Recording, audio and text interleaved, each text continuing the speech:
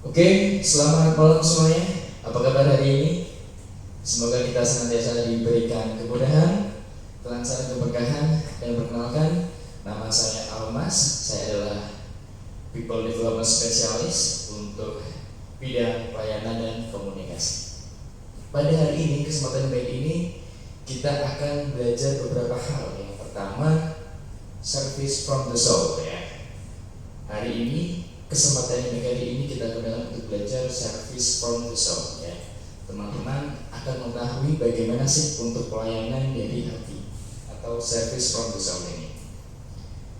Lanjut, di bagian pertama diharapkan teman-teman nih nanti paham apa itu customer service, bagaimana cara melayani orang dengan excellent communication-nya, lalu bagaimana selling skill-nya teman-teman menjual produk, jasa, apapun itu dengan excellent communication, dengan selling skill yang baik. Lalu diharapkan teman-teman nanti memahami sequence of service dine-in dan take-away di perusahaan kita. Lalu diharapkan rekan-rekan nanti dapat menghandling komplain dari customer. Kita akan belajar semuanya dari 1 sampai 5 dengan tahap dan flow yang sederhana dari saya. Kita simak ya.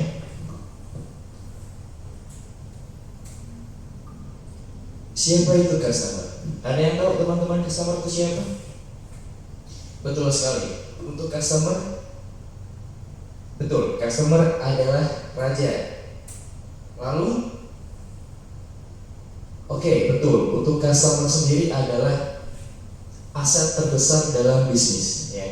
Customer adalah yang membayar kita, yang menggaji kita. Gak ada customer, kita gak ada sales, kita gak ada pemasukan, kita gak ada penghasilan.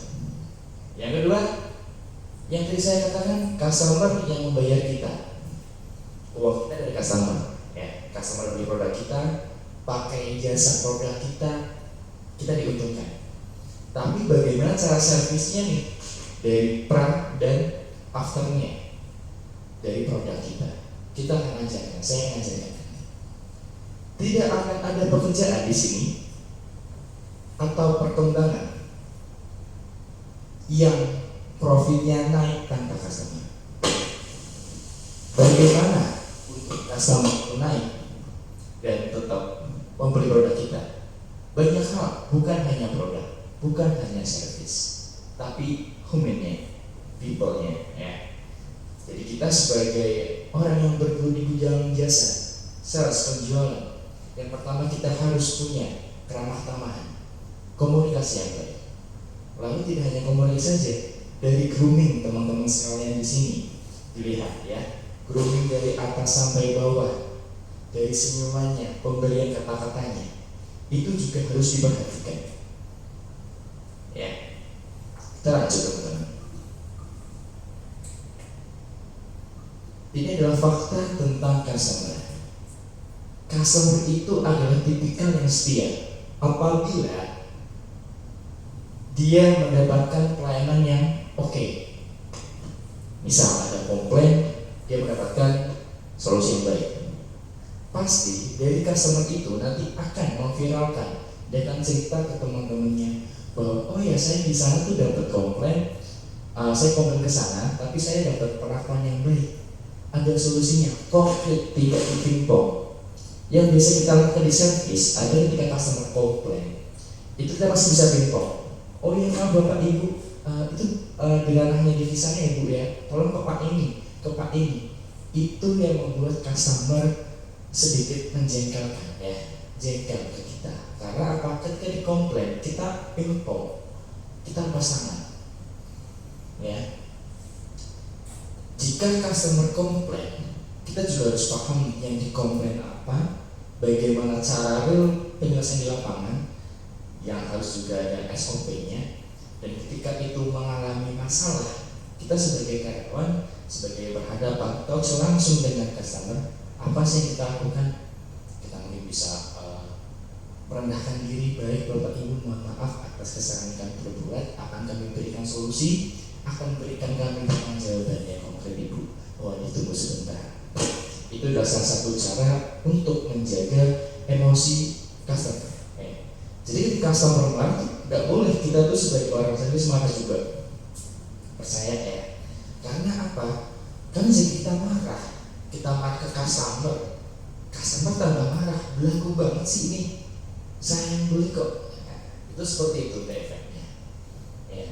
Lalu percaya nggak percaya, jika teman-teman dapat mengatasi komplain saat itu juga real time ya, maka 95% mereka akan menjalin kerjasama kembali atau bahkan kembali lagi ke teman-teman semua jika komplainnya dapat terselesaikan ya. Itu faktanya. Pernah merasakan nggak teman-teman kira-kira? Kalau pernah merasakan, gini, teman-teman mungkin harus memposisikan tidak hanya sebagai pegawai, posisikan teman-teman sebagai customer ya. Langsung customernya ya.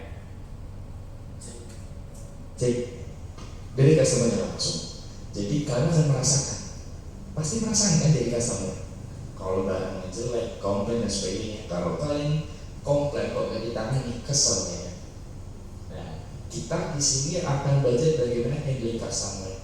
Bagaimana selling skillnya, bagaimana komunikasinya, apakah harus menunduk, apakah harus lihat pelan-pelan seperti ini, ataukah harus apa, akan saya pelajari.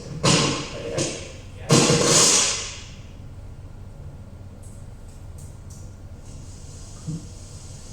Oke, kita masuk ke kenapa customer meninggalkan kita.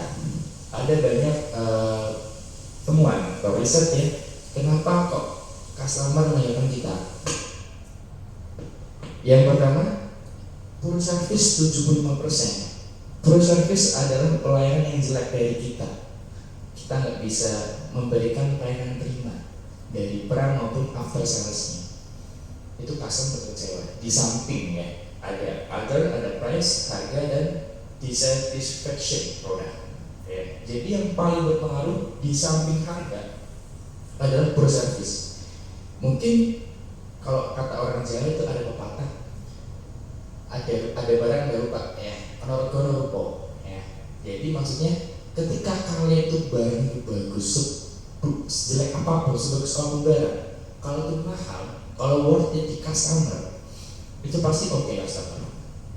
Percaya deh, yakin ya, atau beli Alphard nih ya, dibandingkan teman-teman beli Xenia dan Avanza. Nyaman mana, enak mana, lalu mahal mana, kerasa di kantong, tapi untuk kenyamanan, untuk after salesnya, untuk cabang-cabang pelayanannya itu banyak tersebar di kota-kota.